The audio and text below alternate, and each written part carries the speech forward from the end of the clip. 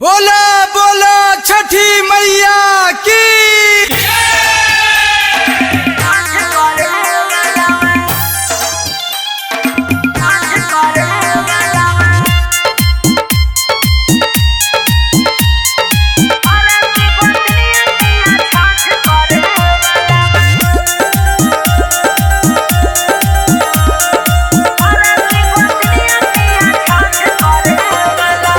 लागे सोहावन जब होला दीपावली, छठ के गाना हो बजे गली गली।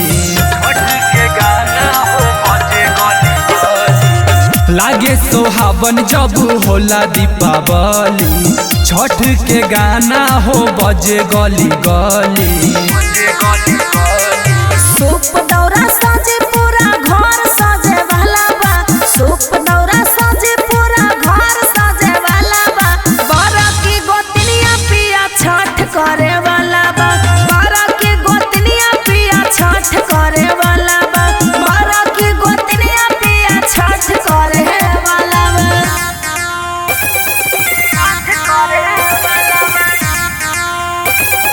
छठ करे वाला बा। बोला बोला छठी मैया की।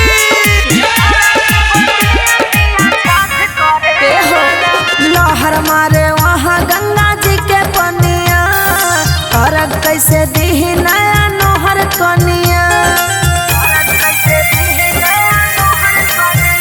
टाइम सुपवा तू जल्दी सजाइली हो, हमके पियरी तू धोतिया पहनाइली हो।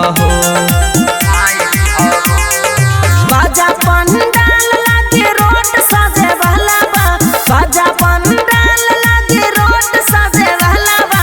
बड़ा की गोतनिया पिया छठ करे वाला बा, बड़ा की गोतनिया पिया छठ करे वाला बा, बड़ा की गोतनिया पिया छठ करे वाला बा।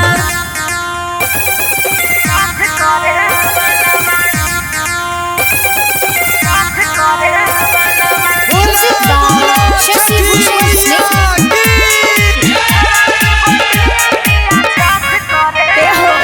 केहू ना जुठाई परवीन केला हो, बिमलेश बबुआ के छोरी नया केला हो। सुनली छठ जे करेला मनमा से, घर भर जाला ओकर अनधानमा से।